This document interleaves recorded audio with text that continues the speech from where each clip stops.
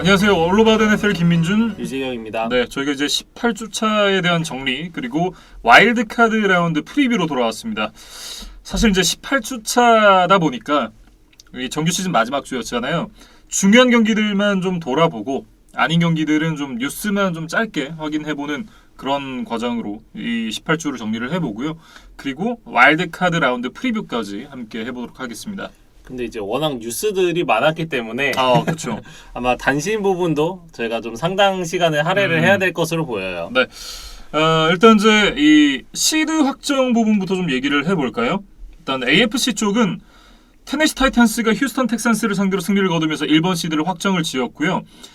캔자스시티 칩스가 덴버를 상대로 승리를 하면서 2번 시드를 확정을 지었습니다. 그리고 이제 3번 시드였던 벤갈스가 브라운스에게 패배를 하면서 4번 시드로 내려가게 됐고, 4번 시드였던 빌스가 제츠에게 승리를 하면서 3번 시드로 올라왔습니다.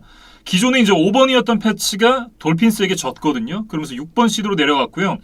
6번 시드를 차지하고 있었던 콜츠가 제규어스에게 패배를 하면서 플레이오프 탈락을 하고 말았습니다. 그리고 이제 레이더스가 차저스를 이기고 플레이오프에 진출을 하면서 5번 시드로 들어왔고요.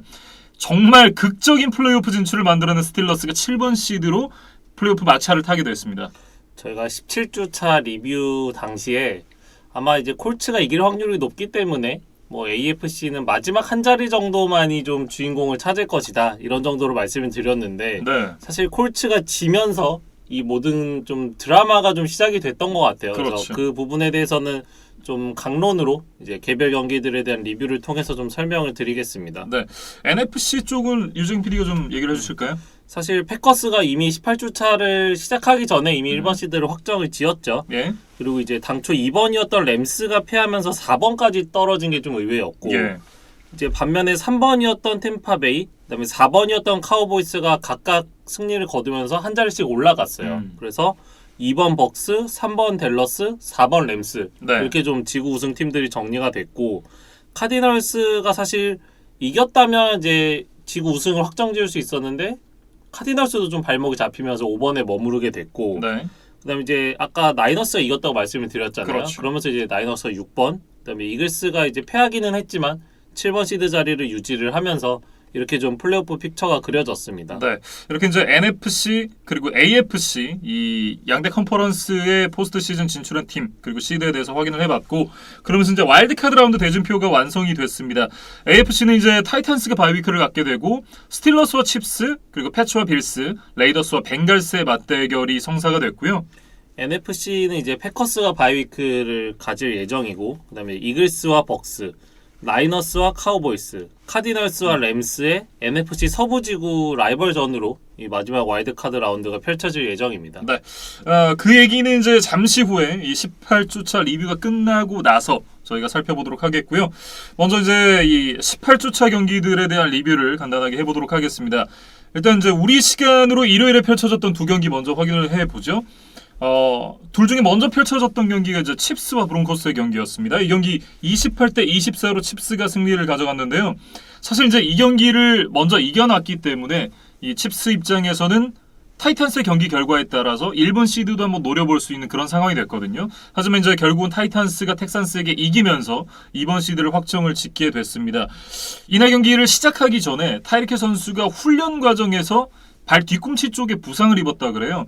그러면서 이제 스냅에 좀 제한이 많이 됐고, 그러다 보니까 이제 칩스로서는 좀 쉽지가 않은 경기였는데, 미콜 하드먼 선수가 103야드를 기록하면서 이 타이리케 선수의 역할을 대신 해줬던 점이 나름 고무적이었다. 뭐 이런 생각을 좀 해봤습니다. 그러니까 몇 주 전에는 이제 트래비스 켈시가 없을 때 뭐 바이런 프링글 선수가 아마 좀 좋은 이제 활약을 해줬던 경기가 있었던 걸로 기억이 되는데, 네. 이렇게 이제 타이릭 힐이나 트래비스 켈시가 좀 제 컨디션이 아닐 때 좀 대신 나타나서 그 역할을 해주는 선수들이 있다는 것이 칩스에겐 좀 반가운 소식입니다. 네. 뭐 사실 이제 이겨야 될 경기였는데 이 좀 어렵게 이겼다라는 느낌이었고, 이 사실 마지막에 펌블 리턴 터치다운이 나오지 않았더라면 질 수도 있었던 경기였는데, 이 펌블 리턴 터치다운을 만들어냈던 선수가 닉 볼튼이라는 선수입니다. 가장 이 경기에서 중요했던 장면이 바로 이 펌블 리턴 터치다운이 아니었나, 그런 생각이 들고, 어쨌든 이제 이 경기에서 승리를 가져가면서 브론코스를 상대로 13연승, 마홈스가 데뷔한 이후에 브론코스 상대 9연승을 이어가고 있는 캔자스시티 칩스입니다. 반대로 브론코스 입장에서는 이 캔자스시티에게 좀 단단히 호구를 잡혔다. 그렇게 좀 이야기를 해야 될 것 같은데 네. 뭐 브론코스가 사실 이번 경기 끝나고 이제 빅펜지오 감독과 좀 결별을 하기로 했거든요. 그렇죠. 그래서 뭐 어떤 사람이 이제 새로운 감독으로 오게 될지는 모르겠지만 일단 제일 목표를 좀 타도 칩스로 잡고 뭐 다음 시즌을 준비해야 되지 않을까 싶습니다. 네. 지금 이제 뉴스가 올라오는 걸 계속 보니까 인터뷰를 계속 하고 있는 과정이라고 해요. 그러니까 뭐 그 중에 댄 퀸, 뭐 켈렌 무어 이런 사람들을 비롯해서 여러 이 감독 후보군이 지금 잡 인터뷰를 하고 있다라고 하는데 과연 어떤 사람이 이 브론코스의 감독 자리에 앉게 될지도 한번 지켜봐야 될 것 같습니다.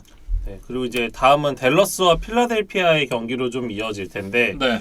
이 경기는 사실 51대 26 댈러스가 대승을 거뒀거든요. 그래서 사실은 댈러스는 이미 지구 우승을 확정을 지었고 이글스는 와일드카드를 확정을 지었기 때문에 두 팀 다 이 와일드카드 라운드를 대비해서 주전을 빼지 않을까 그런 생각을 하면서 좀 지켜봤던 경기였어요. 네. 근데 이글스는 이제 휴식을 취한 반면에 댈러스는 이제 더 높은 시드로 올라가고 싶다는 어떤 확실한 명분을 가지고 나름 주전들을 다수 투입을 했거든요. 네. 그러면서 댈러스가 이제 대승을 거뒀고 결과적으로는 이제 램스가 지면서 한 단계 올라가게 됐기 때문에 댈러스 입장에서는 이 18주 차에 주전들을 투입했던 나름 효과를 봤던 경기였습니다. 네. 다만 이제 이 다음 주가 나이너스와의 경기잖아요. 나이너스와의 경기를 앞두고 휴식을 가지지 않았던 점, 이 부분이 어떻게 돌아올지도 한번 지켜봐야 될 것 같고, 어쨌든 이 경기에서 이제 프레스카 선수가 무려 5개의 터치다운 패스를 성공시켰습니다. 이게 프레스카의 한 경기 최다 패싱 터치다운 기록이라고 하더라고요. 네. 그래서 이날 뭐 백업 선수들로 이제 대다수 구성된 이글스 세컨더리를 완벽하게 공략을 해냈다. 뭐 그렇게 이야기를 해야 될 것 같고 프레스카도 이제 물론 3쿼터까지 경기를 치르기는 했지만 점수차가 벌어지다 보니까 4쿼터에는 또 휴식을 취할 수가 있었어요. 네. 그리고 이제 한 가지 더 고무적인 점은 세드릭 윌슨 선수가 이날 118야드 2개 터치다운을 기록을 하면서 어떻게 보면 이제 마이클 갤럽의 빈자리를 느끼지 않게 해줬거든요. 그 부분이 댈러스 팬들에게는 상당히 좀 고무적이었다. 이렇게 얘기를 할 수 있겠죠. 다음 주 그 이후에도 좀 이런 모습이 나와야 될 것 같아요. 그리고 이제 댈러스의 뭐 정규 리그를 간단하게 결산을 해보면 뭐 12승 5패를 거둔 것도 이제 기분이 좋은 일이지만 NFC 이스트 지구 라이벌전 6경기를 모두 승리를 했다는 것도 댈러스 팬들에게는 좀 기쁜 소식이 아닌가 그런 생각이 들었습니다. 뭐 사실 다 이겨야죠. 세 팀의 전력을 생각을 한다면 당연히 이겨야 되는 상대라는 생각이 들고 뭐 어쨌든 댈러스 카우보이스 입장에서는 이 램스랑 카디널스가 모두 패배를 하면서 3번 시드로 이제 이 시즌을 마무리하게 됐는데 17주차 맞대결에서 이제 카디널스에게 패배를 했기 때문에 댈러스 카우보이스 입장에서는 한 단계 올라가서 이 카디널스를 피하게 된 것이 더 나은 결과다. 뭐 이렇게 봐야겠죠. 물론 이제 승부는 해봐야겠죠. 또 나이너스에게 발목이 잡힐지는 모를 일이지만 그래도 이제 직전에 좀 졌던 찜찜한 상대를 피했다는 점에서는 뭐 댈러스에게는 일단 좀 좋은 쪽의 결과가 나왔다. 그렇게 좀 보는 것이 합리적일 것 같아요. 네. 그리고 이제 이글스는 이날 굉장히 반가운 얼굴이 있었습니다. 가드너 민슈가 이제 제일러너츠를 대신해서 한 경기를 이제 풀로 뛰었고 네. 나름 초반에는 이제 댈러스와 비슷하게 좀 화력전을 펼쳐봤지만 좀 뒷심이 부족했다 그런 이제 경기였어요. 그래서 이글스는 사실 이번 경기 승패에는 크게 연연하지 않는 모습이었기 때문에 지금 이제 7번 시드로서 이제 템파베이를 만날 예정이거든요. 네. 그래서 요 자세한 내용은 저희가 프리뷰 영상을 통해서 좀 설명을 드리겠습니다. 네. 다음 경기로 넘어가 보겠습니다. 이제 이 우리 시간으로 월요일 새벽에 그리고 이제 월요일 오전에 펼쳐졌던 경기들인데 일단 패커스랑 라이언스의 경기부터 얘기를 해보죠. 37대 30으로 라이언스가 승리를 가져갔습니다. 사실 이날 이제 제가 그 축구 중계가 있었어요, 새벽에. 끝나고 나서 이 어플을 켰는데 이거 뭐야? 이래가지고 제가 스크린샷 떠가지고 류재경 PD한테 카톡을 보냈었잖아요. 그러니까 사실 이제 두 팀 다 좀 어떤 명확한 동기부여는 없었던 경기기는 했지만 네. 그럼에도 불구하고 이제 라이언스가 패커스를 이겼다는 것 자체가 좀 놀라운 소식이기는 하죠. 네. 그래서 이날 경기를 좀 간단하게만 살펴보면 에런 로저스가 이제 역시나 그 예상대로 출전을 했어요. 네. 좀 경기 감각 유지 차원에서 이제 나왔던 것으로 보이고 전반만 딱 소화를 했는데 로저스가 있을 때는 그래도 그린베이가 아주 좋은 경기력을 보여줬습니다. 그래서 이제 로저스가 2개 터치다운을 성공시키고 물러났고, 근데 이제 후반에 나섰던 조던 러브가 좀 경기력이 좋지를 않았어요. 특히 이제 경기 막판에 연속으로 2개 인터셉션을 허용하면서 좀 러브 입장에서는 이제 기회를 살리지를 못했고, 뭐 이날 이제 팀의 패배에도 좀 주요한 책임이 있었다는 생각입니다. 네. 근데 뭐 아직 경험이 좀 많지 않은 선수니까 기회를 좀 더 많이 줘봐야죠. 한 경기만 보고 좀 판단하기는 이르다라는 생각이 들고, 뭐 어쨌든 걱정은 될 것 같습니다. 그린베이 팬분들 입장에서는 에런 로저스가 사실상 이번 시즌이 끝나고 나면 그린베이 패커스에 남지 않을 가능성이 높잖아요. 그러니까 물론 이제 플레이오프에서 어떤 결과를 만들어내느냐에 따라서 뭐 변수는 있으리라 생각을 합니다. 근데 뭐 적어도 이제 이번 시즌 초반부터 지금까지 보여준 행보로 봤을 때는 그린베이와 결별할 가능성이 그래도 50%보다는 높다는 생각이 들거든요. 근데 이제 만약 정말 로저스가 나간다면 당장 다음 시즌부터 이제 조던 러브의 주전 체제로 한 시즌을 치러야 되는데 이번 시즌 이제 가끔 러버가 나와서 보여줬던 모습은 기대감보다는 실망감에 가까웠다. 네, 그래서 그 부분은 분명히 좀 지적을 해야 될 것 같습니다. 그렇다라고 한다면 이제 대부분의 패커스 팬들이 걱정해 본 적이 없었던 쿼터백 걱정을 어쩌면 할지도 모르겠네요. 정말 오랜만일 것 같아요. 네. 그러니까 브렛 파브 이전 시대까지 거슬러 올라가야 되니까. 그렇죠. 그때 경기를 보신 분들은 제가 알기로는 대한민국에 몇 분 안 계실 것 같거든요. 뭐 그럴 가능성이 높죠. 네. 네. 그러니까 그렇게 긴 시간 동안 이 브렛 파브와 에런 로저스 체제로 이제 자연스럽게 이제 넘어가면서 패커스가 아주 오랜 시간 동안 뭐 꾸준한 강팀으로 군림을 해왔는데 다음 시즌에도 유지할 수 있을지는 좀 지켜봐야 될 것 같습니다. 그리고 이제 라이언스 이야기를 해보면 이날 이제 경기 종료 2분을 남기고 역전 터치다운을 성공시키면서 유종의 미를 거뒀는데 이게 좀 실리적으로는 좀 나중에 이제 다음 시즌에 라이언스에게는 좀 불리하게 작용할 수도 있겠다. 그런 생각이 드는 하루였습니다. 근데 뭐 당장에 뭐 쿼터백을 뽑을 것도 아니고 뭐 드래프트 풀 자체가 이렇게 좀 흉년이란 얘기가 많잖아요. 그런 얘기를 생각을 해봤을 때는 1번 픽이나 2번 픽이나 뭐 크게 다를 것 없다라는 느낌이 좀 들기도 해서 뭐 오히려 이제 라이언스 입장에서는 이렇게나마 그린베이를 이겨보는 게 언제 이겨요 또 언제 이길지 모르잖아요. 이겨보는 게 낫다라는 생각이 저는 좀 듭니다. 그러니까 사실 당초 이번 주를 시작하는 시점에서는 라이언스가 2번 픽이긴 했어요. 근데 이제 잭슨빌이 의외의 업셋을 만들어냈기 때문에 라이언스가 이 경기를 졌다면 1번 픽으로 올라갈 수가 있었거든요. 아, 그렇죠. 근데 이제 라이언스까지 동반 승리를 했기 때문에 결국 잭슨빌 1번, 라이언스 2번 이 순서가 바뀌지를 않았습니다. 픽이 한 단계 올라가는 것보다 뭐 이 정도의 픽 차이면 그래도 1승이 좀 더 유의미하다라는 생각이 좀 들긴 합니다. 어쨌든 이제 패커스와 라이언스 경기 잠깐 살펴봤고요. 다음은 이제 콜츠와 제규어스의 경기로 넘어가 보겠습니다. 26대 11로 제규어스가 승리를 가져갔는데 제규어스가 모처럼 로렌스가 좋은 모습을 보여줬어요.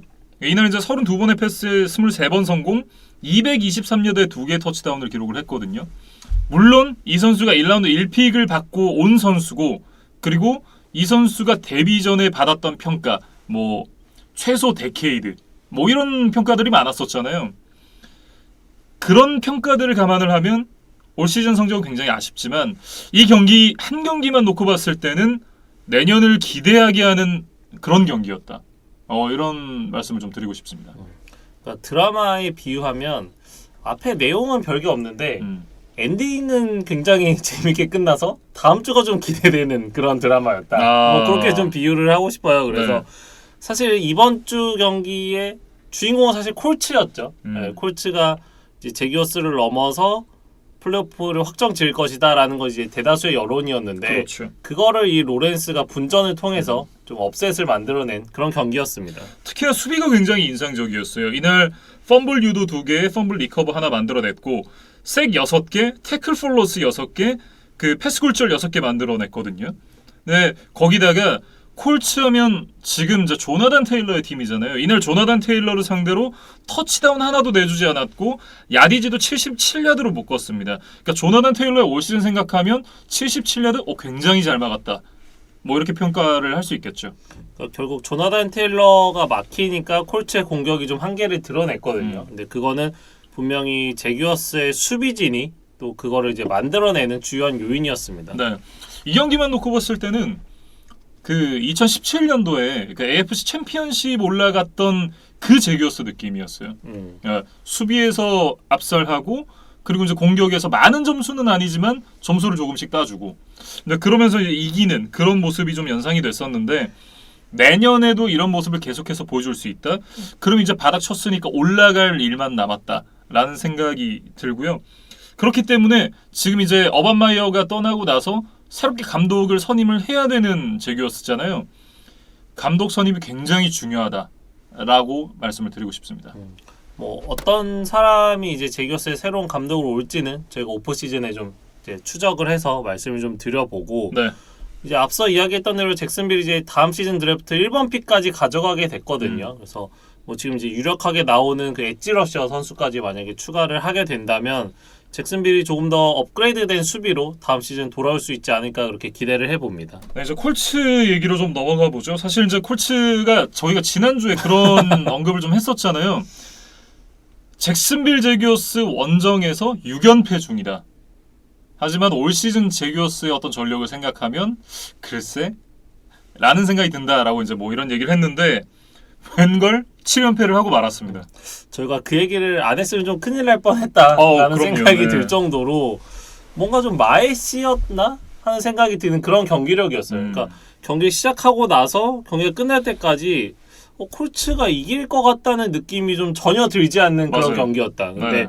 이번 시즌 콜츠가 보여줬던 나름 탄탄한 모습을 떠올려 보면 굉장히 좀 당황스러운 마무리였던 것 같아요. 그러니까 탈락이 확정되고 이제 필드 중앙에 모여서 뭐 상대 선수들과 인사도 하고 뭐 이런 콜츠 선수들의 모습을 보니까 사실은 이제 굉장히 좀 낙담을 해야 되는 상황인데 네.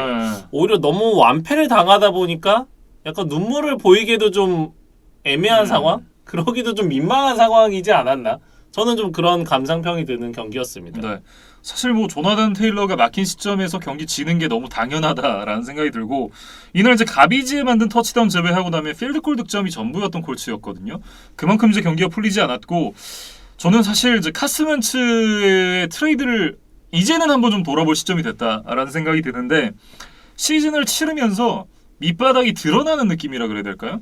그러니까 커리어 초반에 이 선수가 이제 이글스에서 좋은 모습 보여줬던 건 맞는데 뭐 루키 시즌에 좋은 모습 보여줬고 2년차 때 정규 시즌 막판에 부상을 당하면서 이제 포스트 시즌 못 가긴 했었지만 이 선수가 사실 없었더라면 포스트 시즌 장담할 수 없는 상황이었고 그랬기 때문에 사실 닉 폴스가 이제 첫 우승까지 만들 수 있었던 거잖아요.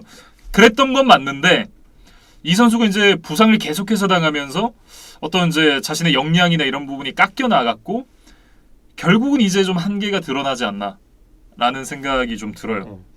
그러니까 뭐 콜츠에 와서 우려보다는 저는 좋은 1년을 보냈다는 생각은 들어요. 그러니까 생각보다 건강 이슈도 없었고 일단 전 경기에 다 출전을 했기 때문에 뭐 콜츠 팬들이 우려했던 그런 뭐 장기간의 결장 이런 이슈는 없었지만 결국 이제 이렇게 팀의 핵심 공격 옵션이 조나단 테일러가 좀 막혔을 때 그리고 팀이 반드시 이겨야만 하는 이런 경기 때 이게 이제 프랜차이즈 쿼터백이라면 좀 힘을 내줘야 되는 분명히 그런 상황이었거든요. 그렇죠. 그러니까 이런 클러치 게임에서 결국 자신의 존재감을 드러내지 못했다. 그러니까 최근에 좀 코로나에 걸리면서 컨디션이 저하가 됐었던 게 좀 요인이 됐을지는 모르겠지만 적어도 이날 부진은 좀 핑계를 댈 수 없는 좀 실망스러운 경기였습니다. 네.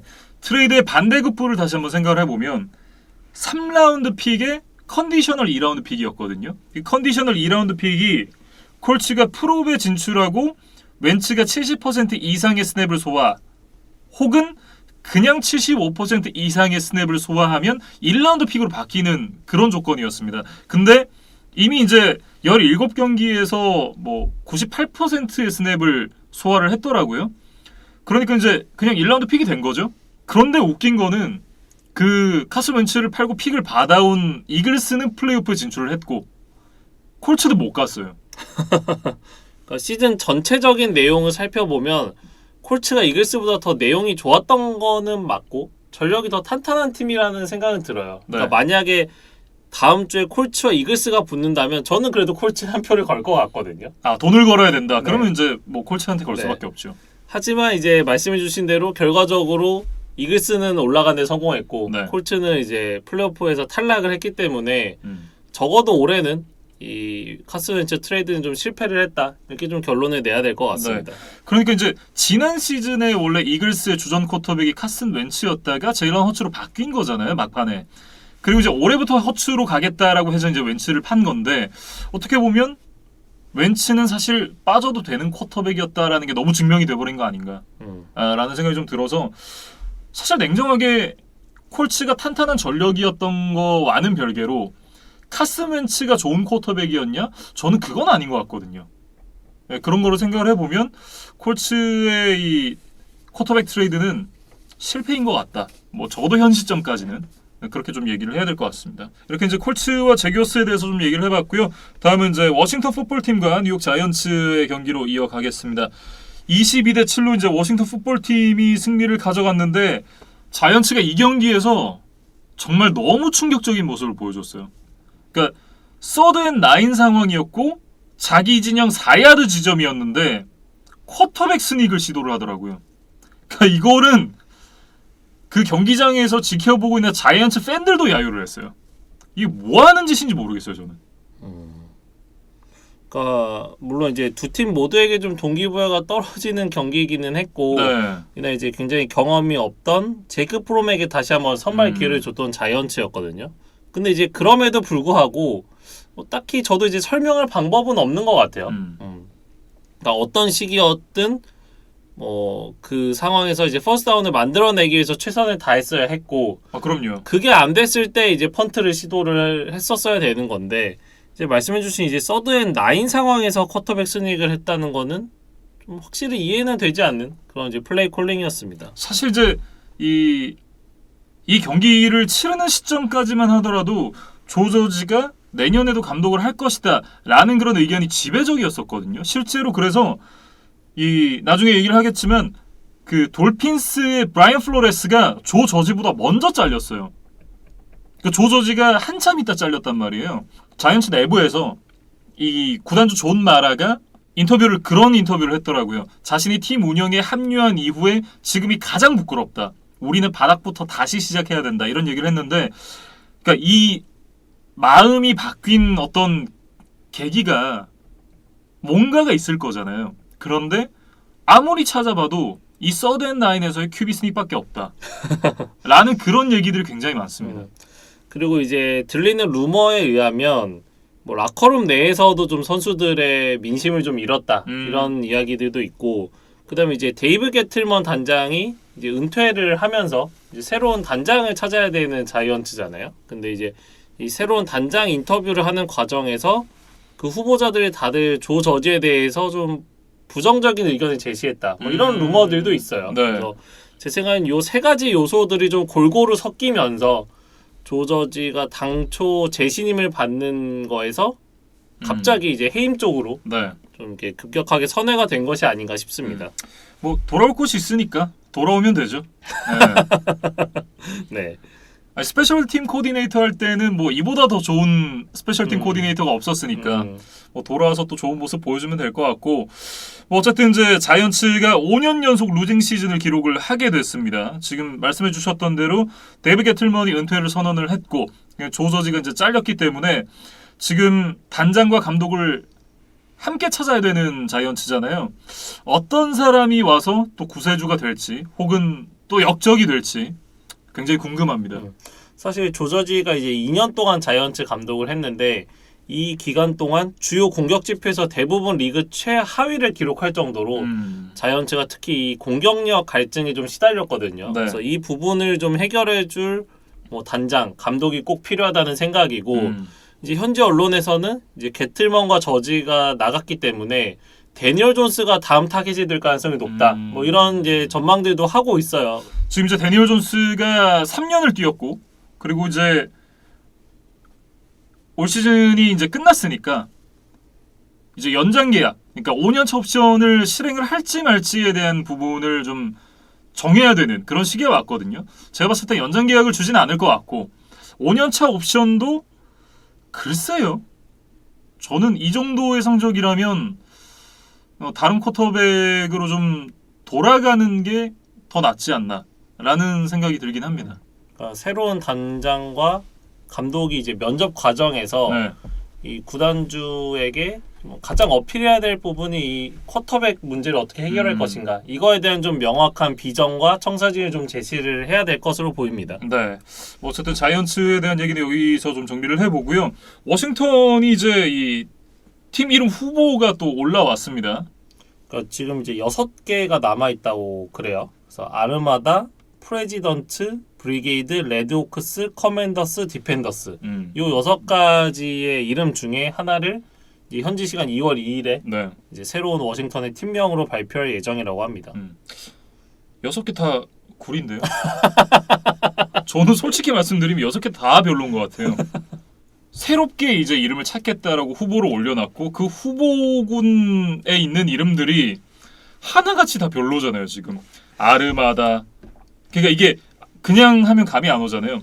워싱턴 아르마다즈, 워싱턴 프레지던츠, 워싱턴 브리게이즈, 워싱턴 레드호크스, 워싱턴 커맨더스, 워싱턴 디펜더스. 글쎄요, 뭔가 딱 느낌이 오는 게 별로 없지 않아요? 차라리 디펜더스를 하는 게 지금 워싱턴의 어떤 팀 정체성과 잘 맞지 않나. 일단 이제 수비에 정체성과 좀, 맞는. 네, 수비에 좀 강점이 있는 팀이기 때문에 뭐 그런 생각이 듭니다. 그러니까 사실 이게 저는 그런 생각이 들어요. 이게 이 워싱턴이 이름을 바꾼다라고 한 지가 거의 2년 됐잖아요. 그러니까 2년 전에 이런 이름이 나왔다? 아, 이게 좀 급하게 찾았으니까 이제 이런 이름이 나왔나 보다라고 이해를 하고 넘어갈 텐데 2년 동안 찾은 이름이 이거다?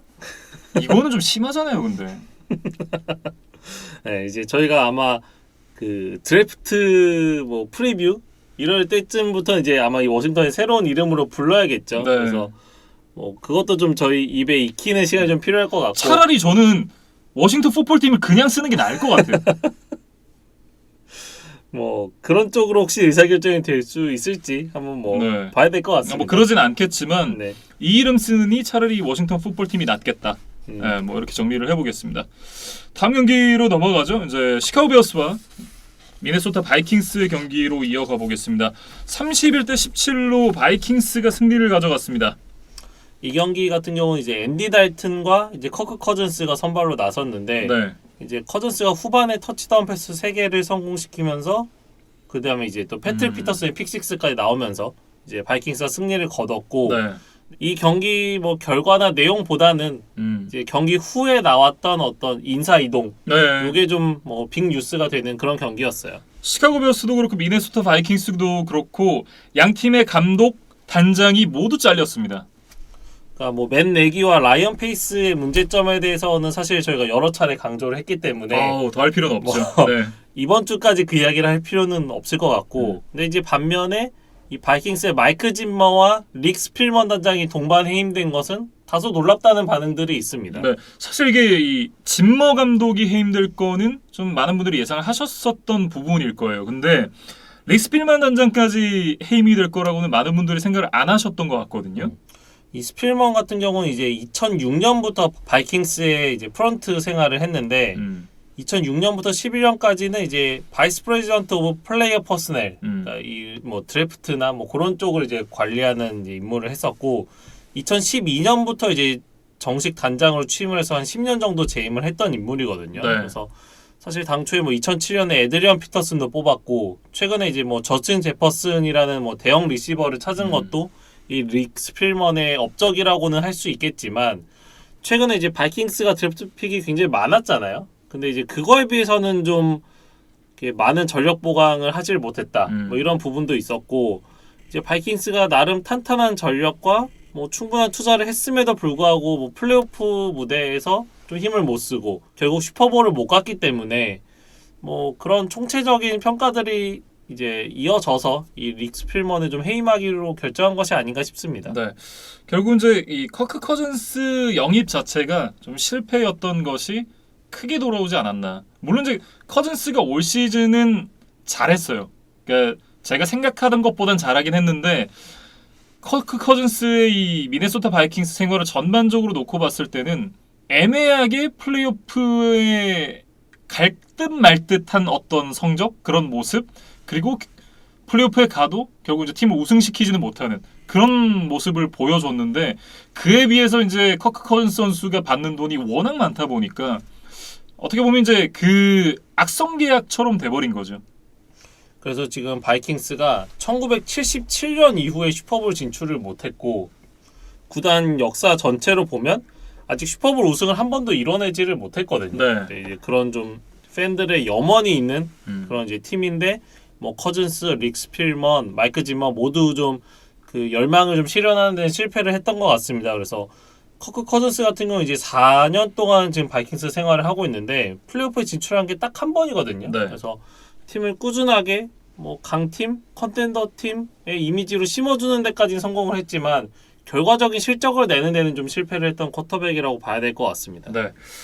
뭐 연장 계약을 이제 맺었으니까 당분간은 모습을 좀 더 봐야겠지만 글쎄요. 저는 이제 커크 커즌스의 다음을 좀 미리 준비를 해야 되지 않나 그런 생각을 좀 갖고 있습니다. 그리고 이제 짐머 감독 같은 경우는 이제 2014년부터 8년 동안 바이킹스 감독으로 재임을 했는데 결국 이제 바이킹스와의 동행이 여기서 끝나고 말았어요. 네. 그래서 사실 전체 성적을 보면 72승 56패니까 꽤 준수한 성적을 거뒀고 또 컨퍼런스 챔피언십에도 한 번 정도 올라갔던 그런 이력이 있기는 합니다. 미네아폴리스 미라클. 네. 하지만 이제 그 시즌을 제외하면 이제 훌륭한 스쿼드에 비해서는 좀 팬들의 기대치에 미치지를 못했고 뭐 여러 가지 좀 구설수에도 많이 올랐었죠. 뭐 타임 매니지먼트나 뭐 갑자기 연달아 타임아웃을 부르거나 네. 뭐 그런 좀 개인적인 좀 실수들까지 더해지면서 좀 팬들의 민심을 잃었던 것 같습니다. 근데 그럼에도 불구하고 이 마이크 짐머의 어떤 수비 코디네이터로서의 어떤 가치, 인기는 좀 여전히 있는 것으로 보여요. 네. 예, 지금 이제 이 댈러스 카우보이스의 디펜시브 코디네이터 댄 퀸이 여러 구단의 지금 감독 인터뷰를 하고 있거든요, 실제로. 그러니까 어딘가 그 팀 중에 하나를 골라서 가는 게 좀 기정사실화됐다라고 보면 그 빈자리를 꿰차고 들어갈 가능성도 있지 않나.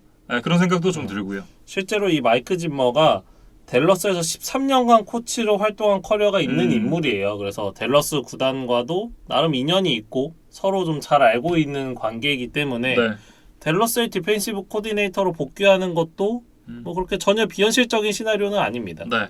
뭐 어쨌든 이 바이킹스도 시카고 베어스도 이 양팀 모두 이제 감독과 단장을 새롭게 찾게 됐는데 사실 이 미네소타도 전력에 비해서는 성적이 나오지 않았고 시카고 베어스도 바닥을 오랫동안 쳐왔잖아요. 이제 양팀 모두 좀 다른 모습을 보여줬으면 좋겠다. 그런 생각을 해봅니다. 이렇게 이제 베어스와 바이킹스에 대해서 얘기를 해봤고요. 다음은 이제 타이탄스와 텍산스의 경기로 넘어가 보겠습니다. 28대 25 타이탄스가 승리를 가져갔는데 타이탄스가 이제 초반부터 3포지션으로 앞서갔고 텍산스가 이후에 이제 매섭게 추격을 했지만 결국 타이탄스가 승리를 가져가면서 1번 시드 자리를 확정 지었습니다. 그러면서 이제 바이위크를 확정을 짓게 됐는데 일단 이 경기에서는 데릭 헨리 선수를 복귀시키질 않았습니다. 조금 더 이제 회복할 시간을 준 것으로 보이고 일단 와일드카드 라운드까지 실전 경기가 없을 예정이기 때문에 네. 이제 디비저널 라운드에서 이제 모처럼 데릭 헨리의 모습을 만날 수 있을 것으로 보입니다. 오늘 이제 SNS에 훈련을 하는 영상이 올라왔는데요. 지금 이제 디비저널 라운드가 한 10일 정도가 남았잖아요. 지금 훈련하는 컨디션을 봤을 때는 디비저널 라운드에 거의 풀핏으로 나올 수 있지 않을까라는 생각이 들 정도의 움직임이었어요. 저는 타이탄스 우승 봅니다. 아직 와일드카드 라운드도 안 했는데 이게 사실 그런 거잖아요. 이게 플레이오프가 시작되기 전에 이 팀이 우승할 거다라는 예측은 미리 해야 되는 거잖아요. 그렇죠. 네. 네. 저는 타이탄스 우승 봅니다. 뭐 이제 저희가 나중에 디비저널 라운드도 뭐 프리뷰를 할 일이 있을 테니까 뭐 거기서도 좀 이야기를 뭐 토론을 해보면 좋겠다는 생각은 들지만 사실 이번 주에 이제 캠 에이커스가 복귀를 했잖아요. 램스의 러닝백. 네. 근데 이 선수가 딱히 존재감을 드러내지를 못했어요. 에이커스랑은 급이 다르잖아요. 물론 이제 공백 기간도 달랐고 네. 어떤 선수의 기본 뭐 클래스라고 해야 되나요? 뭐 그런 것도 다르지만 이제 제가 얘기하고 싶었던 거는 그래도 일정 기간 이제 장기간 부상을 당했던 선수가 돌아오자마자 100%의 모습을 보인다는 게 특히 실전 경기에서 그게 저는 생각만큼 그렇게 쉬운 일은 아니다. 그래서 오히려 데릭 헨리가 뛸 수 있는 상태면 헨리가 조금 안 좋아도 쉽게 뺄 수가 없잖아요. 그렇죠. 그런 측면에서 오히려 타이탄스에게 독이 될 수도 있고 헨리가 헨리가 100%로 돌아오면 그게 엄청난 이득이 될 수도 있고 저는 좀 양날의 검일 수 있다. 뭐 그런 생각을 개인적으로 해봅니다. 네, 뭐 어쨌든 데릭 헨리가 출격 준비를 하고 있다 이렇게 좀 말씀을 드려야 될 것 같고 텍산스는 이제 올 시즌을 아쉽게 마감을 했습니다.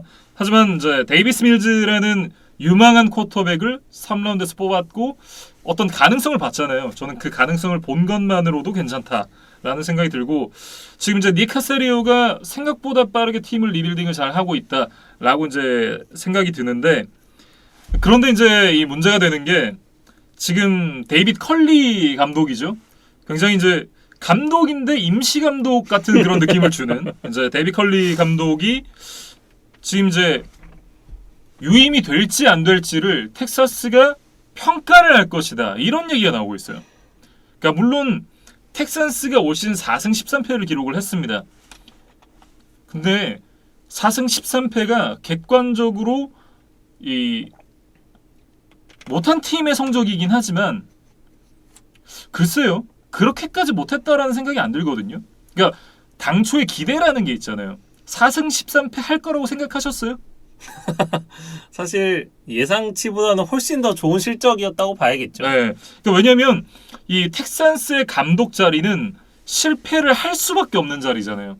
그러니까 어떻게 보면 리그 최하위가 아닌 걸 다행스럽게 생각을 해야 되는 그런 성적인데 그런 감독을 데리고 지금 나는 너를 평가할 거야 라고 얘기를 한다는 것 자체가 텍사스의 수뇌부 그러니까 단장보다 더 위에 있는 사람들이 그만큼 썩었다라는 거예요. 그 사이비 목사가 아직 있잖아요.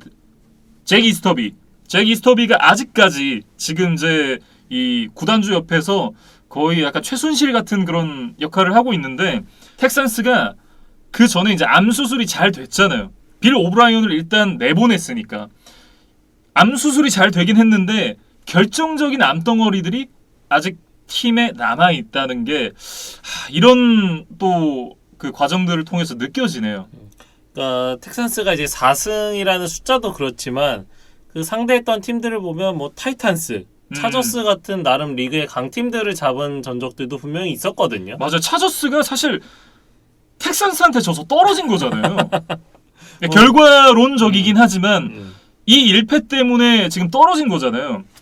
그리고 이제 내용적으로 봤을 때 데이비스 밀즈의 발견이라든지 이런 이 긍정적인 부분들이 제법 있었기 때문에 사실 이제 그런 점을 감안을 하면 데이비 컬리를 유임하는 게 상식적인 선에서는 맞다라고 봐야 되는데 글쎄요.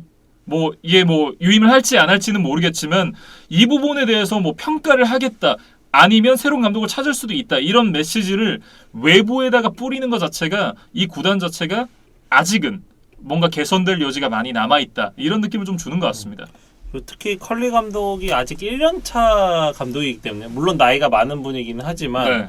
사실 좀 실망스러웠더라도 보통은 기회를 줄 만한 시기란 말이죠. 그렇죠. 근데 나름 성과를 냈는데 지금 뭐 이런 좀 판단을 유보하는 그런 분위기 이런 것들은 사실 상식적으로 이해가 되는 부분은 아닙니다. 뭐 어쨌든 텍사스의 행보 자체도 한번 좀 지켜봐야 될 것 같습니다. 다음 경기로 넘어가죠. 네, 스틸러스와 레이븐스의 경기로 넘어가 보겠습니다. 연장 승부 끝에 16대 13으로 스틸러스가 승리를 가져갔습니다. 사실 이제 스틸러스가 포스트 시즌 진출을 확정을 지었는데 이 경기를 앞둔 이 스틸러스의 포스트 시즌 진출 가능 시나리오가 굉장히 복잡했거든요. 스틸러스가 일단 이겨야 되죠. 그리고 콜츠가 패배를 해야 됩니다. 그리고 차저스와 레이더스의 경기가 무승부로 끝나지 않을 것. 이 세 가지 조건이 있었는데 그래서 이제 저희가 지난주에 가능성이 높지 않다라고 이제 말씀을 드렸었고 근데 그게 무색하게도 실제로 그 일이 일어나고 말았어요.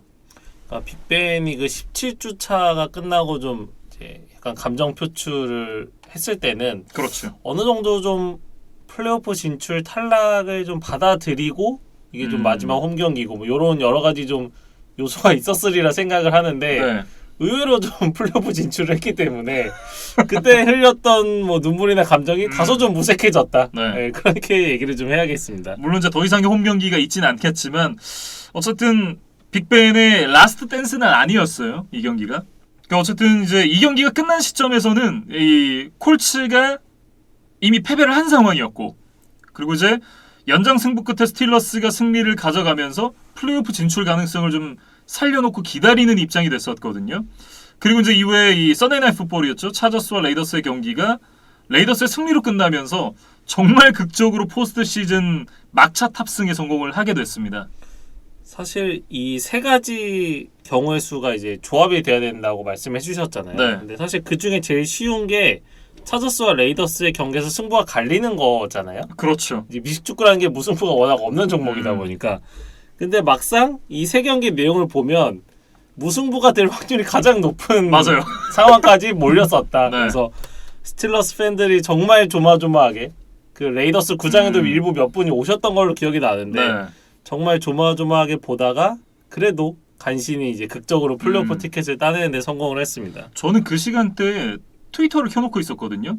트위터에 스틸러스 팬들 글밖에 안 올라와요. 그러니까 이 차저스 레이더스 뭐 이렇게 해가지고 검색을 하잖아요. 그러면 스틸러스 얘기밖에 없어요. 그만큼 이제 스틸러스 팬들이 이 경기가 끝나고 나서 레이더스와 차저스의 경기에 훨씬 더 많은 관심을 가졌었다. 뭐 이런 말씀을 좀 드리고 싶었고, 그건 이제 나중에 차저스와 레이더스의 경기 얘기를 하면서 또 본격적으로 해보도록 하겠습니다. 어쨌든 다시 이 경기로 돌아와서 빅벤이 이날 이제 포스트 시즌을 포함해서 통산 57번째 게임 위닝 드라이브를 만들어냈습니다. 지금 분위기 자체가 올 시즌 끝나고 은퇴를 할 것 같은 그런 분위기가 좀 만들어지잖아요. 그러니까 은퇴를 한다는 공표를 하진 않았지만 예전에 그 드리블리스가 은퇴를 할 때처럼 이 시즌이 끝나고 나면 은퇴를 할 것임을 기자들은 되게 알고 있는 분위기? 이런 그 냄새가 나요, 지금.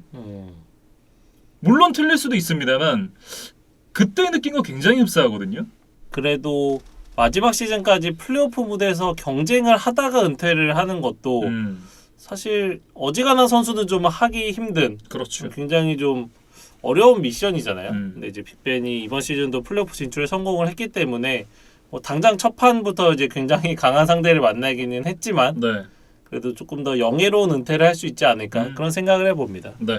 그리고 이제 TJ 왓의 얘기를 안 할 수가 없는데 이는 이제 TJ 왓 선수가 한 개의 색을 기록을 하면서 마이클 스트라이언의 한 시즌 최다 색 기록과 타이를 이루게 됐습니다. 22.5개 색을 이제 기록을 하게 됐는데 경기 중에 그 TJ 왓 선수가 스트립색을 기록을 하는 장면이 있었어요. 근데 이게 공식 기록은 펌블로 기록이 되면서 색이 인정받지를 못했습니다.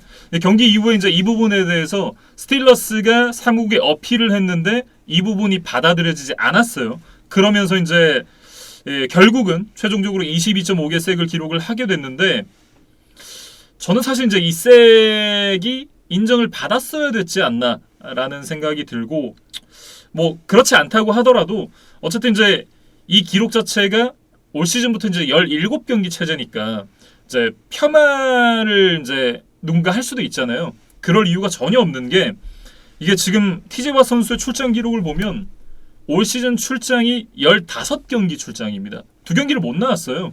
근데 그렇기 때문에 이 기록 자체가 폄하받을 이유가 전혀 없다라는 생각이 들고 저는 올해 디펜시브 플레이어 오브 더 이어는 TJ 왓이 받아야 되지 않나 그런 생각을 좀 갖고 있습니다. 뭐 이런 이제 역대 기록과 타이를 세웠기 때문에 아마도 이견 없이 이 DPOY는 이제 TJ 왓의 차지가 되지 않을까 뭐 그런 생각이 들고 네. 이건 좀 찾아봐야 될 것 같아요. 이제 형제가 동시에 디펜시브 플레이어 오브 더 이어를 받은 역사가 있었나? 그게 쉽진 않았을 것 같거든요. 네. 뭐 저희가 나중에 기회가 되면 한번 또 찾아보도록 하겠습니다. 역시 스포츠 PD다운 그런 또 궁금증이 발현한 유재근 PD였고 저는 그런 게 생각보다 궁금하진 않더라고요. 이게 좋은 캐스터가 되려면 그런 게 궁금해야 되는데 참 저는 아직 멀었습니다. 어쨌든 이제 디펜시브 플레이어 오브 더 이어는 이제 TJ 왓이 받아야 된다. 여기까지 말씀을 드렸고 마이크 톰린 감독에 대해서 좀 얘기를 이어가 보도록 하죠. 2007년에 지휘봉을 이제 잡은 마이크 톰린 감독인데 그 이후에 단 한 번도 루징 시즌을 기록을 하지 않았습니다. 그러니까 올 시즌도 결국 이제 위닝 시즌으로 마무리를 하게 됐으니까 이 기분 좋은 기록을 이어가게 됐는데요. 사실 올 시즌 시작전만 하더라도 AFC 북부 지구가 죽음의 조다. 그리고 그 중에 스틸러스가 최하위에 있을 것이다 라고 저희가 예측을 했었었는데 결국은 정규 시즌을 지고 2위로 마무리를 지었습니다. 정말 마이크 톰린 감독이 대단한 사람이다라는 걸 새삼 한 번 더 느끼게 돼요. 그리고 이제 최근에 안토니오 브라운이 한 번 더 좀 사고를 치면서 팀을 떠났잖아요. 아, 그렇죠. 그러면서 안토니오 브라운을 피츠버그에서 아주 잘 데리고 있으면서 큰 사고 없이 잘 매니징을 했다는 점. 아, 레비온 벨도 네. 있었잖아요. 네. 그게 또 이 마이크 톰린의 대단한 점이다. 이런 좀 우스갯소리까지 나오고 있더라고요. 정말 대단하다. 뭐 거의 뭐 생물이 아닌가, 살아있는 부처님이 아닌가라는 생각이 들고, 정말 명장이다. 그렇게밖에 얘기를 할 수 없는 것 같습니다. 그러니까 이렇게 팀의 로스터의 어떤 퀄리티가 지금 점점 떨어지고 있잖아요. 네. 물론 TJ 와트 같은 선수들이 있기는 하지만 공격진의 어떤 재능이나 뭐 폼 이런 것들이 많이 떨어지고 있는 과정에서 그래도 톰린 감독이 있기 때문에 스틸러스가 무너지지 않고 네. 이렇게 꾸역꾸역 플레이오프에 올라가고 있습니다. 네. 어쨌든 이제 스틸러스가 다음 주에 또 경기를 하게 되니까 스틸러스 얘기는 여기서 정리를 좀 해보도록 하고요. 레이븐스는 결국 이제 라마 잭슨 선수가 나오지 못한 정규 시즌 마지막 경기에서 패배를 하고 말았습니다. 결과적으로는 이 경기를 이겼다라고 하더라도 마이애미가 패치한테 이겼잖아요. 그렇기 때문에 이제 플레이오프 진출은 못하는 상황이었지만 뭐 지구 라이벌이 극적으로 플레이오프를 진출하는데 좀 들러리가 되는 굉장히 좋지 못한 결과를 받아들이게 됐습니다. 그리고 이제 시즌 후반부터 이어지고 있던 그 연패 기록을 끊지 못하고 기분 나쁘게 시즌을 마무리했다는 것도 네. 좀 볼티모어 팬들에게는 안타까운 뭐 그런 하루였을 것 같아요. 이날 이제 라타비우스 머리 선수가 굉장히 좋은 활약을 해줬거든요. 16번 캐리에 150야드 터치다운을 하나를 기록을 하면서 맹활약을 펼쳤는데 이날 타일러 헌틀리가 패싱에서 정말 처참한 성적을 남겼습니다. 31번의 패스 시도에 16번 성공, 겨우 50%를 넘긴 패스 성공률이었고 그것도 141야드에 인터셉션만 2개. 그러니까 뭐 패배의 원흉이 됐다 이렇게 말씀을 드려야겠죠. 결국에 이제 저희가 라마 잭슨에 대해서 뭐 칭찬도 하고 비판도 했지만 결국 라마 잭슨이 있고 없고의 차이가 컸다 이렇게 좀 요약을 할 수 있을 것 같은데 지난 시즌에 이제 닥 프레스캇이 그랬던 것처럼 이 사람이 장기간 자리를 비우면 그 사람의 자리가 더 크게 느껴지잖아요. 맞아요. 그래서 라마 잭슨도 물론 이제 부상으로 빠졌던 기간이 아쉽기는 했지만 결과적으로는 이제 팀에서 자신의 어떤 소중함을 더 알게 되는 그런 네. 계기가 되지 않았나 싶습니다. 제가 이제 수술하고 빠졌을 때 이제 저희 빈자리 좀 느껴지던가요? 뭐 그거랑 비슷하다고 봐야겠죠. 뭐 그렇게 말씀해 주시니까 굉장히 또 이렇게 뿌듯하네요. 네. 뭐 어쨌든 라마 잭슨이 이제 선발로 뛸 때 7승 3패를 기록을 했었던 레이븐스였고 라마 잭슨이 없을 때의 성적이 1승 5패입니다. 그러니까 잭슨이 있고 없고는 확실히 좀 차이가 났다라고 말씀을 드려야 될 것 같고 결국 이제 오늘 연장 계약 소식이 나왔어요. 네, 지금 규모를 보면 6년간 2억 6,700만 달러거든요. 그러니까 물론 이제 자세한 부분은 계약 내용이 나와봐야겠지만 지금 연 평균으로만 잘랐을 때 4,450만 달러입니다. 지금 NFL 쿼터백 중에 패트릭 마홈스 다음으로 2위예요. 그러니까 결국에는 이제 MVP 출신 그 다음에 팀을 언제든 플레이오프로 이끌고 갈 수 있다는 어떤 클래스 이런 것들이 뭐 결국에는 많은 돈을 받게 되는 그런 이제 연장 계약을 이끌어냈던 주요한 원인이라고 봐야겠죠. 네, 사실 저는 라마 잭슨이 선발로 계속해서 뛰었다? 저는 이 금액 못 받았을 거라고 봐요. 오히려 부상을 당해서 없었던 게 그래서 빈자리의 티가 확실히 났던 게 이 금액으로 이어지지 않았나. 네, 그런 생각을 좀 해봤습니다.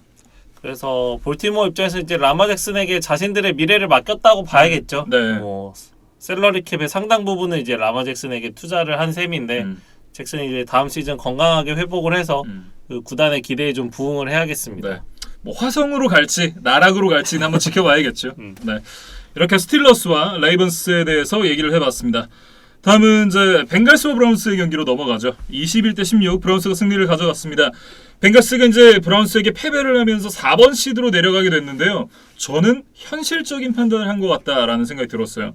이는 이제 이 벵갈스가 숫자만 보면 브라운스한테 줬다고? 라고 생각할 수도 있는데 이날 주전 쿼터백 조 버로우 그리고 이제 리시버 티 히긴스 뭐 디펜스 태클 DJ 리더 이런 주전 선수들이 이넥티브로 휴식을 가졌어요. 그리고 자말 체이스도 이날 경기에 나오긴 했지만 스냅을 5번밖에 받지 않았거든요. 그러니까 주전 선수들이 대부분 휴식을 가졌다. 뭐 이렇게 보시면 될 것 같아요. 그러니까 벵갈스 입장에서는 이제 3번 시드 혹은 4번 시드 이제 크게 좀 미련이 없었다고 봐야 될 것 같아요. 네. 그러니까 어쨌든 와일드카드 라운드에서 바로 경기를 치러야 하는 입장에서는 그래도 핵심 선수들에게 좀 휴식 시간을 주는 것이 더 좋겠다고 판단을 한 것으로 보입니다. 네. 그러니까 저는 그게 굉장히 좋은 판단이었다라는 생각이 들고 사실 그래서 이 경기 내용 자체는 크게 의미가 없다라는 생각이 들고요. 다만 이제 자말 체이스에 대한 얘기는 좀 해야 될 것 같은데 올 시즌 17경기 출장에서 81번의 캐치, 1455야드, 13개의 터치다운을 기록을 했습니다.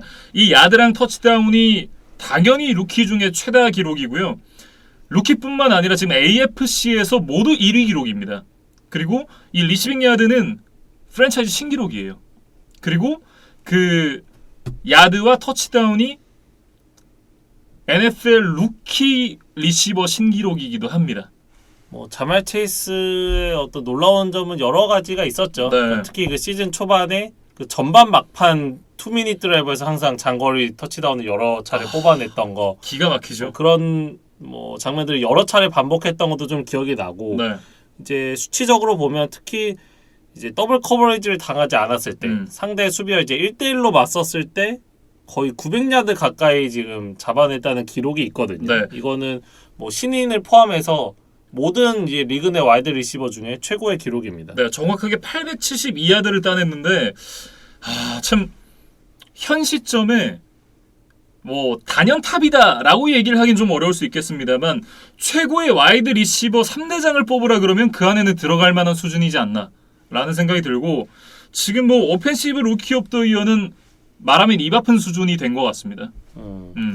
뭐 그거는 이제 NFL 시상식에서 네. 이 주인공은 좀 만나볼 수 있겠죠. 그래서 물론 맥 존스가 네. 받으면 좋겠습니다만 안 돼요. 자말 체이스가 받아야 정의가 살아있는 것 같습니다. 네. 그거는 이제 뭐 현지 어떤 표심을 좀 지켜보도록 하겠습니다. 네. 브라운스에 대한 내용은 저희가 시즌 리뷰를 할 때 좀 디테일하게 다시 한번 다뤄보는 게 좋지 않을까. 왜냐면 이제 브라운스는 짧게 얘기를 하기에는 올 시즌 너무 다사다난했잖아요. 네, 그렇기 때문에 조금 디테일하게 한번 정리를 해보면 좋을 것 같습니다. 네, 이렇게 이제 벵갈스와 브라운스의 경기까지 살펴봤습니다.